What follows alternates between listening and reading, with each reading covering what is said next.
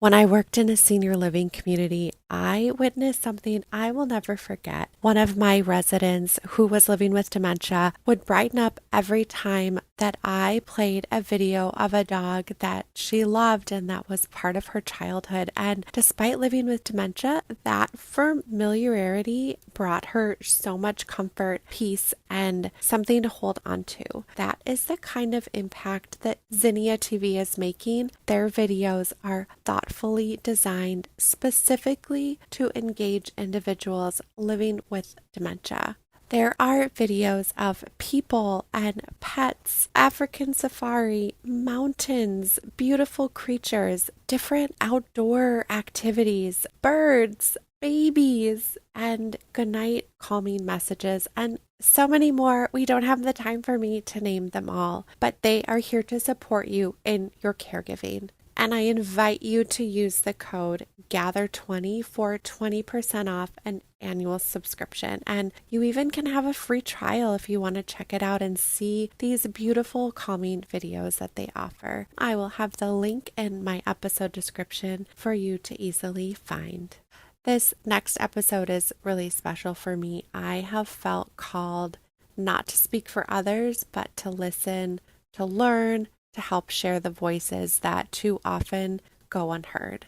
And I want to be a place of amplifying the voices of those who have lived the experience and who remind us that life does not end with a diagnosis. I've been able to meet a lot of really extraordinary people, care partners, advocates, people living with dementia, who are actively shaping what it means to live with dementia. And their voices, their wisdom, and their experiences matter. This interview with Dementia Action Alliance, their guiding principle is nothing about us without us. And it touches me to continue to do my work with, not for. And for me to be a place to learn and to not speak for people, but to share and to speak with them.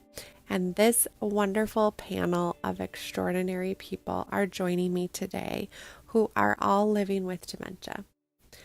Laurie Scherrer, Jack George, Monica Downer, and Tim Perkins. And I cannot wait for you to hear their story, their perspective, their encouragement, and have an open heart and how we can support the work of Dementia Action Alliance. Here is my interview. Today is a special day. I have a group of people that I've been really looking forward to visiting with and learning from. I've had it on my heart to want to share their message or use my platform so they can share and that we can elevate and highlight their story and their message. And today we're talking with a group that is with the Dementia Action Alliance, and they support living well with dementia through advocacy, education, direct support, and peer-to-peer engagement. And I really, really love this mission that they have, which is nothing about us without us. It governs every aspect of their organization, and people come together to connect, have friendship, have ideas, have community.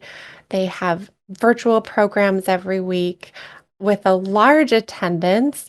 I think, Laurie, you were saying that during the last 8 years, there's been 24,929 participants. So that's quite impressive and amazing that you're making such an amazing impact. So I'm going to turn it over to Laurie, who will introduce herself and share with us more about dementia and why are we having this conversation and the different kinds and oh my gosh, all of the things, and then introduce our panel. So, Laurie.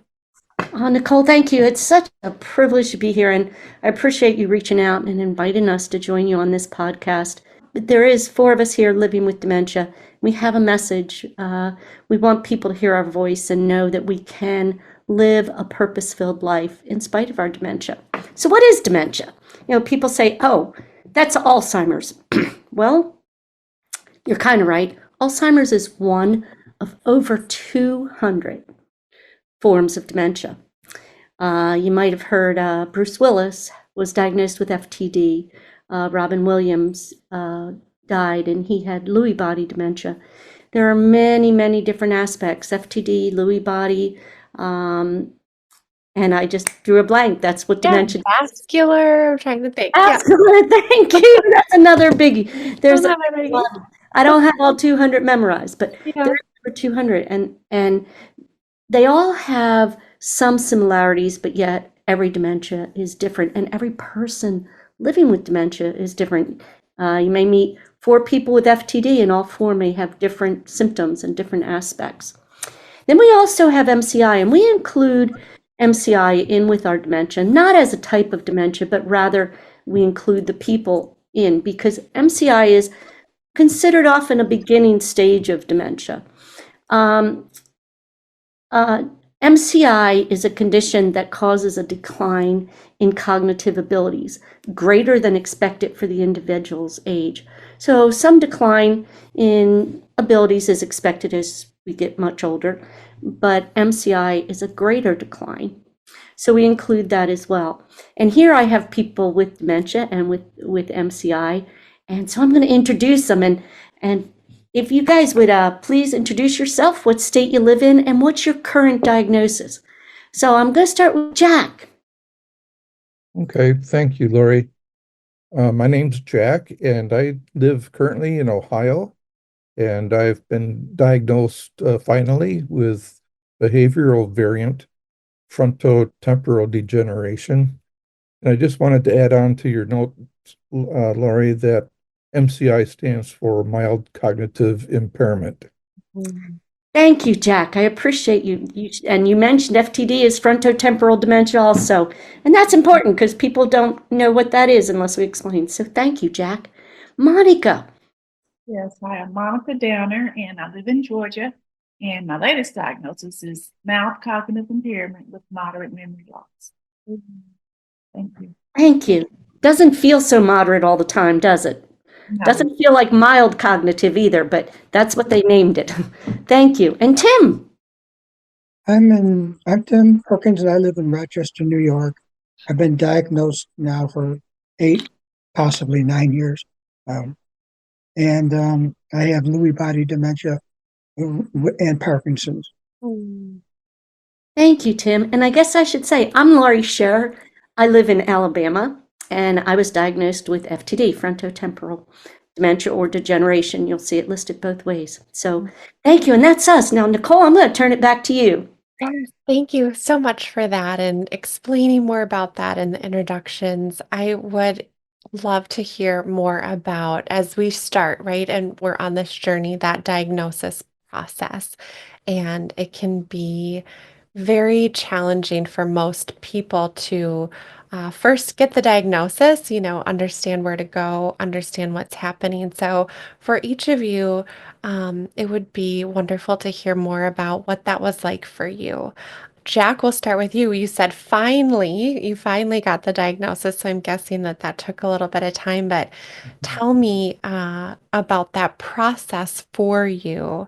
And has your diagnosis changed over time? Okay. Um, well, I've been having definite symptoms of cognitive change for the last 20 years. Mm. Uh, at first, I mean, they were definite, but we didn't pay a lot of attention to them until about 7 years ago. And my wife noticed some changes that she thought we ought to talk with my doctor about. So he did some basic testing on me and labeled me like Monica with mild cognitive impairment. Mm. And then about 3 years later, he changed uh, his evaluation to having Alzheimer's. Mm. But he was a smart enough guy. And he says, I'm not a dementia doctor. I'm not a neurologist. I'm just a family physician. You probably ought to seek out a specialist. Right. Okay. Well, that started a 3.5 year journey, which for frontotemporal degeneration is the average time that it takes to get a diagnosis. Wow. And I think the big reason why is because we don't lose much of our memory. Mm-hmm. It's not a hallmark uh, factor or symptom within our disease. So all of the neuropsychological testing that I was doing was very easy for me. I scored well. And um, during that 3.5 years, I saw 9 different specialists. Mm. I had 8 different diagnoses to answer that part of your question. Wow. I had to take 3 trips out of state to a medical facility for evaluations, and at one time spent 8 days in a uh, lockdown psychiatric ward because they just thought I was depressed. Mm. And they tried to give me electric shock therapy, Mm. which just would have killed more of my brain cells. Right, right. So fortunately, we avoided that, and I Mhm. got out of there. Mm. Um, but it took me, like I said, 3.5 years to get a FTD diagnosis, and that was from a doctor that only reviewed my files and my medical records. I Mhm. never met the person. I was never evaluated by him. Wow. Um, but my diagnosis was basically confirmed when I had genetic testing done Right. and found out that I am a carrier of a gene mutation that causes FTD and ALS. Mhm. Wow. So, And in a how old were nutshell, you? that was my journey. Yeah, thank you for sharing that. How old were you when you were diagnosed, Jack? So I was 64 when I finally got the FTD Oh, diagnosis. yeah. Hmm. Wow. Do you feel, for people, I know I see questions on where do I go? Do you go to a primary care physician? Do you have then a referral to a neurologist? Did you feel that you had to bounce around a little bit, obviously, to find that one doctor or the doctors that could finally help? Yes, like I said, I made 3 out-of-state trips to the Mm. same medical facility. Mm. And each time I went there, over a period of 3 years, I saw a different physician. Mm. So that didn't help. Um, and then the one that diagnosed me was from that institution, and that was the person that I never met. Mm. So I really questioned that diagnosis for a while Right, until I had the genetic testing, which kind of nailed it down for me. right, right. Mhm. Well, and when you had said, you didn't have the typical memory loss, and I think that that's the frustration for people is that, dementia, there are so many different types. And I think the myth is that dementia automatically leads to memory loss, and that's not true for a lot of those different types of dementia. And so I think that can be a big hurdle. Absolutely. Okay, Tim? Well, I'm different from the vast majority of the people that I know that have been diagnosed with Mhm. dementia. Um, I was having problems walking straight. Mm. I was afraid somebody in my office would think I was drunk. Um, went to my doctor. I thought it could be an inner ear problem or something. Mm. And there's other things that they didn't click at that point, but they sure did later. Um, issues I was having at work that I didn't even understand. But she said to go see a neurologist, and I'm like, well, why do I need to go to a neurologist? Because I need my ears checked. I was Yeah. a little baffled, but I went. Um, my neurologist is a specialist in Lewy body. It took a half an hour for her to diagnose me. Mm. Extremely, extremely rare for anybody to be diagnosed. I mean, it wasn't a solid diagnosis, but she said, I strongly suspect you have Lewy body dementia Mm. and we'll need more testing. But then I had the full blown thing and the answer didn't change. Yeah. Um, I knew I was in trouble when I sat in the lobby and I was filling out all the paperwork. And one of the things was to draw a clock with a hand on certain hours. Mhm. I couldn't draw a clock. I, Wow. I, I was like, I knew something was really weird. So I was diagnosed that day. And then after a lot of testing. It took a couple of weeks. I got the firm diagnosis that I have Lewy body dementia, which also comes with Parkinson's. Ain't that sweet? Wow. Um, 2 for 1. so here I am. Thank you for sharing that. And how old were you, I Tim? was 62 when I was diagnosed. I'm 70 now, so that means, Laurie, 8 years. Okay. Okay. I can actually figure that one out. Yay! Yeah, good, good. Now, if it is at the end of the 8 years and beginning of nine, I maybe that's where I'm at. There we go. Yes, Who yes. cares? It's just a number. Right, right. And Monica, you were quite young. Tell us about how old you were and that diagnosis process for you. Okay, so I was 46, and it was 8 years ago for me too. Mm, Yeah. And it's been a nightmare for me, I'm sorry. and I'm still on the road to a diagnosis. I Mm, have MCI, but they don't know the cause. So to okay. find out the cause, it's just been a nightmare. So I Yeah. started off, I was a special needs teacher, and like reading tests to the kids. I kept losing myself, losing my place on the page. Mm, Thing was taking roll. I was having trouble staying a lot on that line, and I was having to do it 2 and 3 times for accuracy. So mhm. I started using a ruler when reading, and the same with taking roll. And I really didn't think too much of it at that point. Yeah. I was having memory problems, and I was relying more and more on sticky notes. I got to the point where I couldn't find a sticky note, but I had so many of them everywhere on my desk.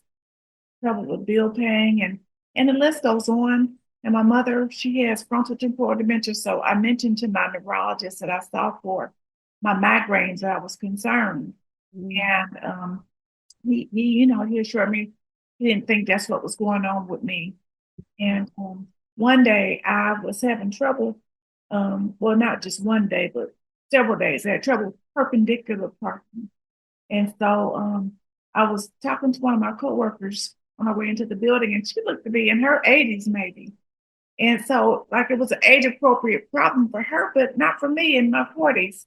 And so I mhm. went back to the doctor. I said, no, something is definitely wrong. So at that point, he did refer me to a memory center. And that's when I got the MCI diagnosis Okay. in 2016. So 4 years later, things continued to worsen. And so I went to I referred to a neuropsychiatrist where Mm, I got the behavioral FTD diagnosis. And then I got a PET scan that was confirmed, and that was 2020. The next year, they repeated the PET scan and did not indicate frontal temporal dementia. And okay. the nurse practitioner, when she gave me this news, she thought I would be so happy. And I would be if my symptoms had disappeared too. Mhm. No, PET scan changed, but my symptoms hadn't. And Right. so and I moved to Louisville, and I was sharing. I got a new primary care physician. I was sharing with him what I just shared. He Mm, said, "Well, I don't think you have dementia because your vocabulary, you have high vocabulary. So I don't think that you have dementia."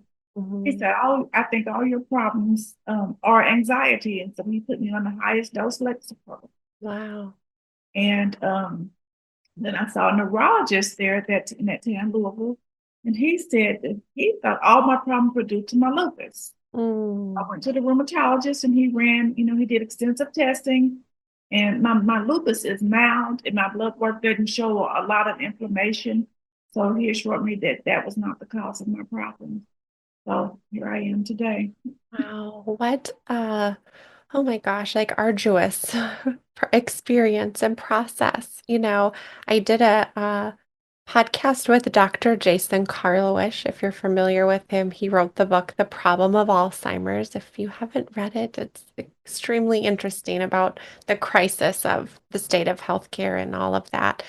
Or he was saying there's not a dementiaologist, right? You have physicians, psychiatrists, neurologists, all these different people that are involved in the process, but there's not one go-to that really can uh, encompass that, which is interesting. I mean, I think at some point we hope for that, right? So there isn't so much challenge in getting the help that we need. Laurie, did you want to share about your diagnosis process at all? I'll go quick so we can move to the next question, but my diagnosis was not good either. At first I went to my family doctor and he thought I need a psychiatrist. He sent me to the psychiatrist. She said, no, I don't think you need a psychiatrist.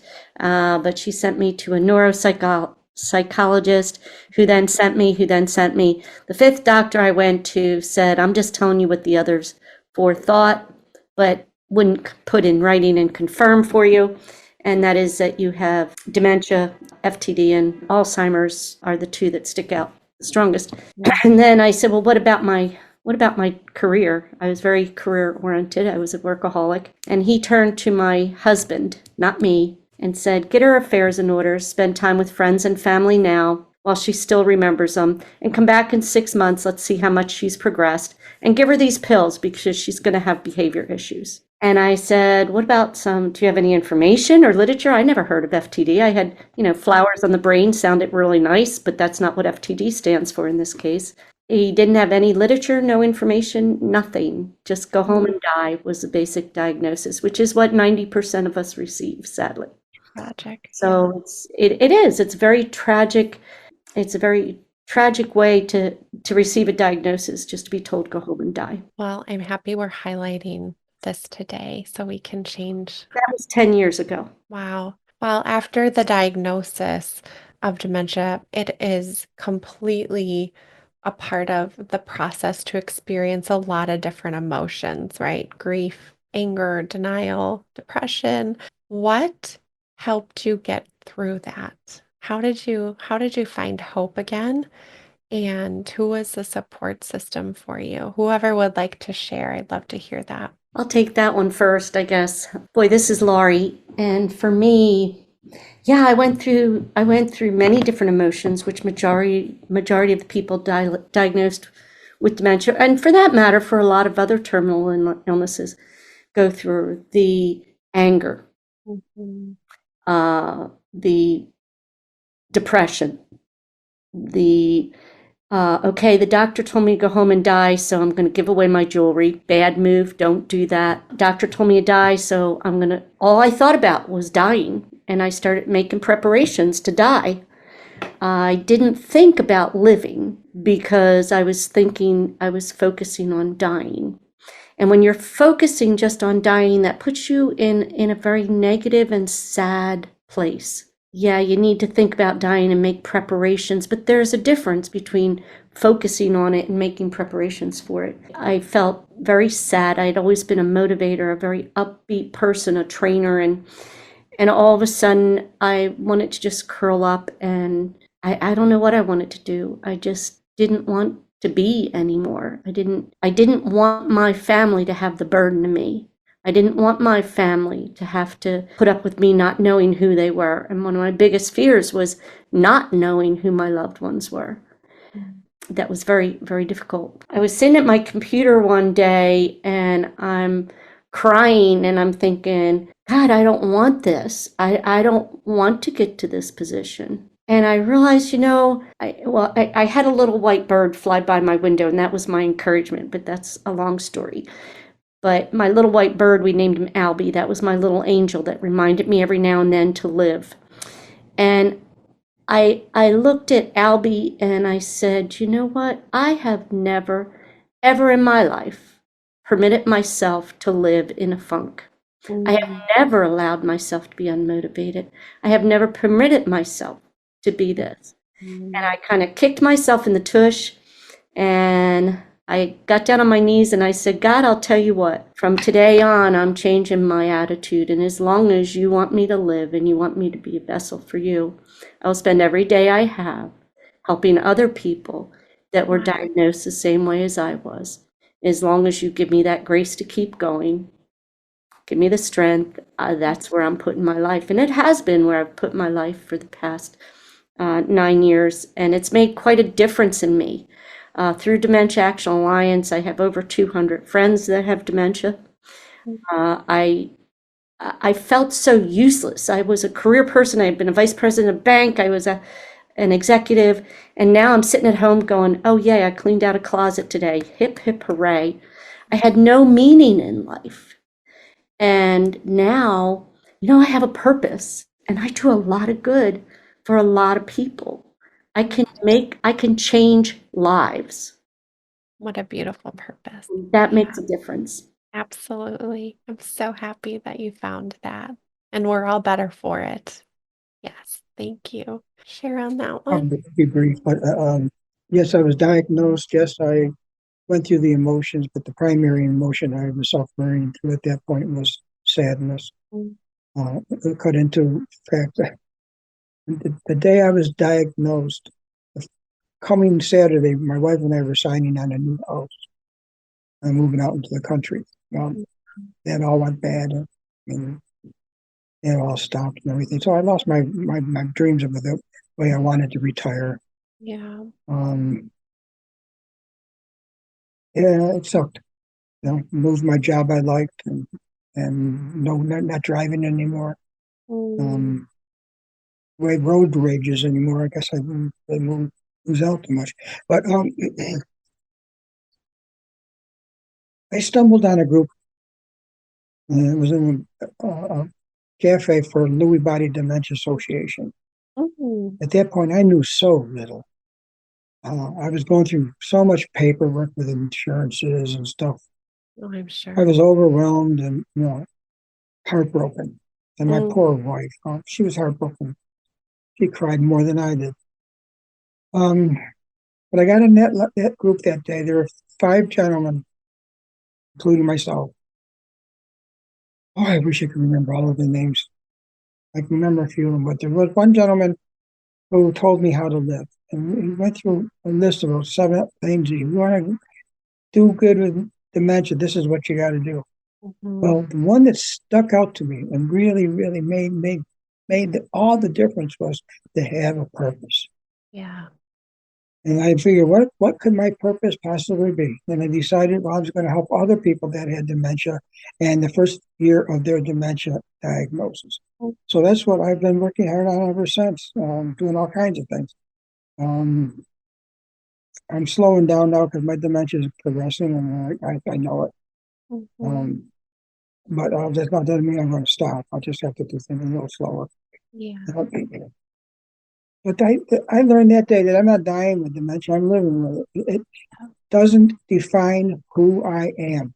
Mm. I'm the Mm. same person, the same personality, everything the same, other than the fact that I got a broken brain. Yeah. And that's what I tell people. Don't have to roll over and play dead. You're not going to sit in a wheelchair next week and drool. Get up and do whatever you do every day. Maybe Yeah. not be able to work, but start concentrating on your hobbies. You don't Absolutely. have a hobby, find a bunch of them. Something. Find something you love to do and do it. Mm. And don't let dementia find who you are. Right. I love that That's message. I do. And look at the ripple effect if someone shared with you that was diagnosed, and then you can take that message and then you're sharing that with others and they'll do the same. Your legacy will be that positive influence for people. Yeah. it. Thank you. Thank you.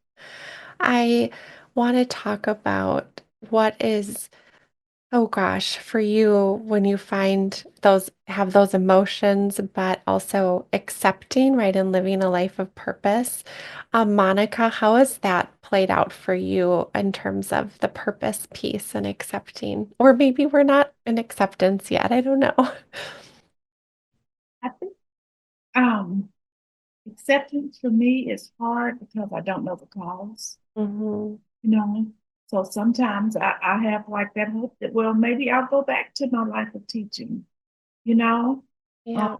if I have a good period, I think, well, maybe it's gone. But then something will happen and those symptoms return, and Mm. so I just feel like I'm just I keep the cycle of grieving. It just seems like it's almost like a little roller coaster. Right. Yeah. The highs and the lows. Yeah. Yeah. I think if I really knew what was going on, then I could go through the proper stages of grief or acceptance. But in the meanwhile, I do just try to just live life. I've gotten more involved in my different hobbies. I've gotten involved with dementia organizations, and that helps me to feel more comfortable talking about it and Yeah, sharing. It certainly gives me purpose. And so just trying to make the best until for now, I find the best for me. absolutely. And then Yeah, from there. thank you. And Jack, how about you? Well, for me, the emotional turmoil that I experienced happened really during that 3.5 years, because every time I saw somebody new, they would tell me something different. And I really got to the point where I didn't know who to believe. I didn't understand why they couldn't figure it out. I think I understand it now. I think it's really very difficult to determine. Um, but I was just being told everything. And a lot of the symptoms I had, I've come to find out, were due to prescription drug use. Mm-hmm. If I went to this doctor and he says, "Oh, you're having tremors, I'm going to give you this," well, they might have caused the hallucinations that I had, Right. and so on and so forth. So I went through a lot of that, and actually, when I got the diagnosis that seemed to really fit what I felt like I was experiencing, and then had it confirmed more or less by the genetic test, I was overjoyed. Mm-hmm. Um, but even when I first had the Alzheimer's diagnosis, I applied right away for Social Security disability insurance. And, they're supposed to have a fast track for people with dementia to go through. It's supposed to be fast and simple. I don't remember how many months it took. And I had to drive, well, my wife drove me over 3 hours from our home to go to the court in order to have a hearing so that I would become eligible for SSDI. Wow. So even getting a diagnosis doesn't stop the the aggravation, the anxiety, the anger, the sadness. You really still experience all those things. For me, I feel lucky because my diagnosis has been confirmed, Mm-hmm. and I am able to now know that because I know what I have, I can do something about it. I Absolutely. can't I can't fix it or take it away, Right. but I can speak, I can talk to people, I can fundraise, I can advocate for myself and for others. I can take part in research to eventually find a cure, just as our forefathers did to fight things like polio and smallpox, so that we don't have to deal with those issues today as much. Yeah. And yeah, I'm doing it for the legacy of my family, and for everybody else.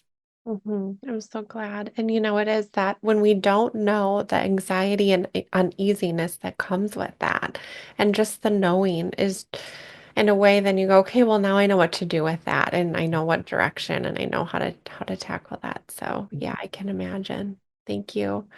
As the last question I want to ask is a little bit of two parts in terms of what do you wish that the doctors would tell people that are newly diagnosed? And along with that, what do you wish that we all knew? Um, what would you want to tell us, whether it's the public, people listening, people working in this line of work? What message would you share? So if anyone has a thought on that. I wish doctors, well, general public, but even doctors understood that it's not just an old person's disease. Mhm. Um, and also that it's a process. Someone just doesn't wake up one day in end stage dementia. Yeah. It started many years before. Um, but many times when people think of dementia, they Mhm. think of the end stage. In fact, my last primary care physician, um, he said that he can know almost right away when talking to someone if they have dementia. And we all know that that's not necessarily true. Maybe Right. end stage dementia, but not the beginning stage. There's no way he could just know that Mhm. immediately. Um, I also wish doctors would take us more serious with our symptoms. I went to a symposium once, and the doctor that spoke said that if it's the patient that's reporting their symptoms, they don't take it as serious as when it's a family member that reports the symptoms. Interesting. Yeah, I thought so too, because they always talk about we need to get diagnosed at an earlier stage. But if you don't take us seriously when we come to you with our symptoms, and many Absolutely. times the family member overlooks the symptoms. Right. So, And you know yourself best. exactly, Yeah. exactly. That's it for me. Thank you. Laurie, you had a thought? Yeah, at Dementia Action Alliance, we average 20 people on each of our programs, on each of our discussion groups. And so many times I have people coming on crying who were newly diagnosed and receive the go home and die, go home and get your affairs in order. I wish that doctors would stop and think about what they're saying to their patients. And instead of telling their patients, get your affairs in order, yeah, that's important. It is important. But Yeah. in addition to that, say to them, here's a group of people who can help you. Get involved with peer support groups. Learn from other people strategies on how to live well, how to live a purpose-filled life and a life with joy. I wish Mm, doctors would say, I don't know how fast your dementia is going to advance. Because we know of people who have advanced very quickly and within 4 years, yeah, they don't know who their loved ones are. But we also know people who have gone 20 years. Harry Urban is 20 years now and mm, still very active. I wish doctors would take time to tell people that. Um, Spend time with people that are living the experience so they can help you and guide you. yeah. I wish that the communities and family and friends would look at people living with dementia for our abilities. Don't Mm, look at our disabilities. yeah. I can't count money, and I used to be vice president of a bank, but I can't count money. But I still can do a lot, and I do a lot and make an impact on people. So look at my abilities. Don't look at what I used to do. Look at what I can do now. Mm, Um, and see me, not my dementia. In addition to my dementia, I'm a scuba diver. I'm a trainer. I'm just all kinds of things. I jumped out of boat advocate. and I'm an advocate. Dementia does not define me. It is a small part, and it does cause challenges, and it does direct my paths a lot of times in order for safety reasons of things I do. But it is not my life. It is Yeah. not me. That was just so encouraging. And what I want everyone to hear and walk away with is just that message. The abilities, look at all of that and the purpose, right? And giving hope rather than the despair. Yeah. Would anyone else like to touch on that before we wrap up? Yeah, I'll take a crack at that. Uh, Yeah. Lori probably says it better than anybody else associated with DAA, but I think that doctors should tell people that you can still live a meaningful and productive life, Mhm. and um, maybe just in a different way than what you're used to. Yeah. Go out and find new things to learn how to do. Mm. Take up a new hobby. You don't have to solve the world's peace problem, but find something new that's interesting to you and learn how to do that. Yeah. Get involved with organizations like DAA. And one of the most important things, I think, is to educate yourself. When I started hearing things about dementia, boy, the internet really became my friend.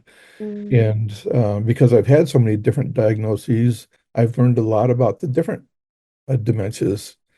But I think if you gain knowledge from whatever sources you use, you gain power. Knowledge, I think, is power. It is. And that gives you the ability to do new things. And I think it's also important, and doctors should tell people, accomplish the things that, or celebrate the accomplishments that you make going forward. As a friend of ours says, you're just in a new chapter of your life. This isn't the end of your life. You've just turned the page, Yeah. and here's a new chapter. And so go write it. Yeah. What a beautiful message. That is so powerful. And I'm so appreciative of having you all today share your story. I have so much hope, right? We're empowering people with information and learning from those that are walking through all of that. What has been on my heart, and I shared that earlier, is I do a lot of sharing for right information, talking about dementia and having people that work or care for people living with dementia. But I really want to shift what I'm doing, and I'm challenged by that, is to do it with you and having your voices, not speaking for you. So it's been a shift in my work, and I'm looking forward to seeing where that goes. And I would love to keep in touch with all of you, and I'm happy to continue to support all that you're doing individually, collectively. And I know for more information, we really want to direct people to daanow.org. Thank you so much. Thank you for having us. We've really enjoyed it, Nicole. Thank you. Thank you, Nicole. Appreciate it. Oh, it made my day, you guys. Made Thank my you, day. Nicole. Thank you so much. Thank you for listening today. If you enjoyed our episode, please subscribe and give us 5 stars. In all honesty, we'd love to hear from you. Thank you so much for listening to our episode.